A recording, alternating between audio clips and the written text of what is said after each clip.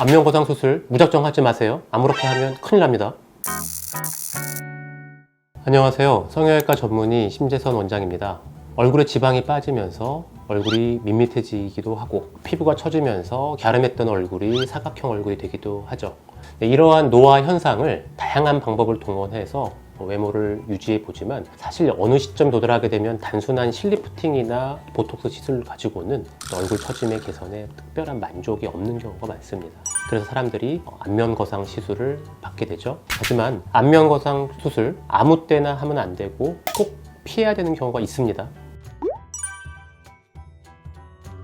안면 거상 수술은 한마디로 피부 노화 외에 스마스층의 처짐 그리고 지방의 꺼짐과 같은 총체적인 얼굴의 노화 현상을 한 번에 해결을 해야 되기 때문에 해부학적인 구조 역시 정확하게 알고 있어야 되고요, 의사가. 그리고 우리가 신경 써야 되는 구조물, 신경, 혈관, 지방, 근육들의 여러 가지 부분을 다 고려해서 기능에도 문제가 없고 외적인 부분에서도 충분히 만족할 만한 모습, 그리고 그러한 변화가 오랫동안 지속될 수 있게끔 해야 되기 때문에 얼굴 전체에 대한 확실하고 깊은 이해와 지식이 있어야지 좋은 결과를 얻을 수 있기 때문입니다.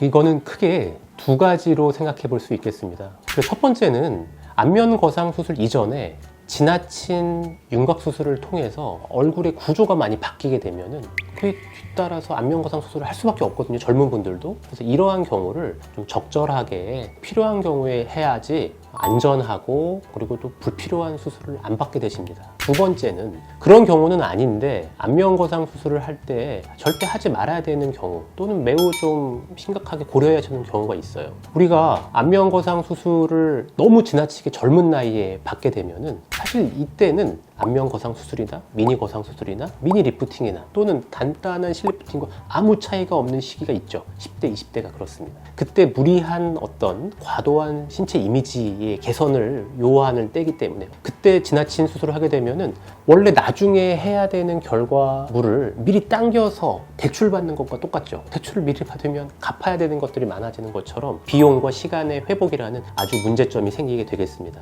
또한 적절한 시기가 됐는데도 나한테 맞는 방식을 접근을 해야 되는데, 예를 들어서 인디언 밴드가 깊은데 턱선을 당겨서 뭐 하겠어요? 그리고 심부볼 지방 제거 등 이 심술보가 문제인데 이 위쪽 절개만 해서 뭐 하겠습니까? 또한 당겼는데 해결이 안 되는 부분이라면 이거는 박리 범위를 넓혀야 되는데 이거를 실리프팅만으로 한다든지 이런 것들이 문제인 거고요.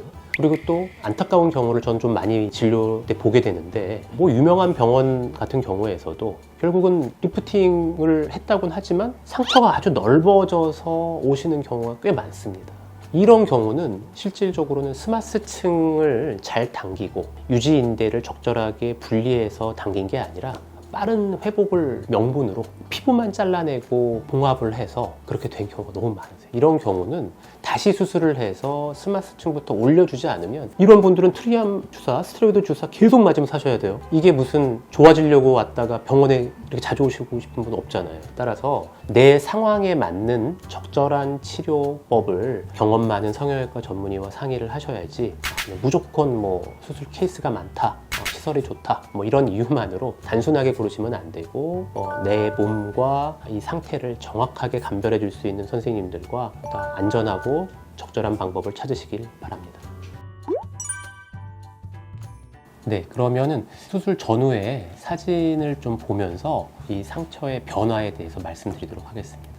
사진 보시면은 시간대별로 상처가 어떻게 변하는지를 좀 아실 수가 있는데, 수술하고 이제 1주 그리고 한 달 전까지의 모습을 보면은 좀 빨긋빨긋하고 1주 같은 경우는 많이 좀 부어 있죠. 그러다가 2주 정도가 되고 그러면은 조금 붓기는 빠지지만 빨긋해지기 시작합니다. 그러다가 수술하고 1개월 정도 되면은 빨긋함 정도와 울퉁불퉁함이 좀 도드라지다가 그 이후부터는 좀 부드러워지고 수술하고 이제 4, 5개월 정도 이후가 되면은 충분히 좋아지는데, 오른쪽에 사진을 보면 미니 리프팅과 안면 거상 수술에 절개 후 수술 후 2주 정도의 상처를 좀 비교해 놨는데요. 상처 부분이 안면 거상은 조금 길고 미니 거상 또는 미니 리프팅은 짧게 되지만 대개 2주 정도 지나도 큰 무리 없이 잘 낫고 있는 것을 알 수 있습니다. 그 미니 리프팅과 안면 거상 수술의 어떤 절개의 범위는 흉터의 어떤 양상을 말씀드리면요, 여러 가지 고려할 것들이 있지만 구렛나루 기준으로 구렛나루 앞쪽으로 나가기도 하고 구렛나루를 통과하기도 하지만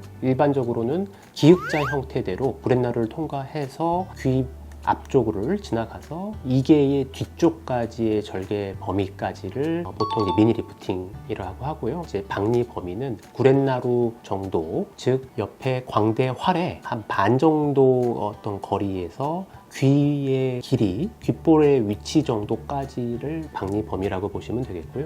반면에 이제 안면 거상 수술은 광대의 앞부분 정도까지 박리를 해서 입꼬리의 한 2-3cm 정도 뒤 부분까지를 이어주는 정도, 그리고 귓볼의 아래부터 귀 뒤에 요 뼈가 있는 이 부분까지 다 박리해 주는 겁니다. 동시에 안면 거상 수술은 이 자체를 스마스를 들어야 되기 때문에 피부 박리 외에도 광대, 그리고 근육의 앞쪽에 있는 인대, 그리고 입의 심술보를 만드는 요 하악골의 유지인대 등등을 다 절개하고서 올리는 수술이 되겠습니다. 하지만 수술 전후 2주째 모습을 보면 크게 다름없이 큰 문제 없이 잘 낫고 있음을 알 수 있습니다.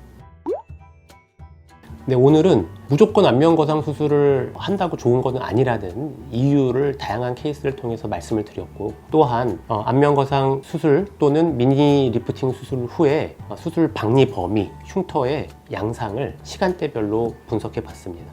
오늘 말씀드린 내용이 많이 도움이 되셨나요? 혹시라도 부족한 부분이나 더 알고 싶으신 게 있다면 언제든지 댓글 남겨주세요. 성형외과 전문의 심재선 원장이었습니다. 감사합니다.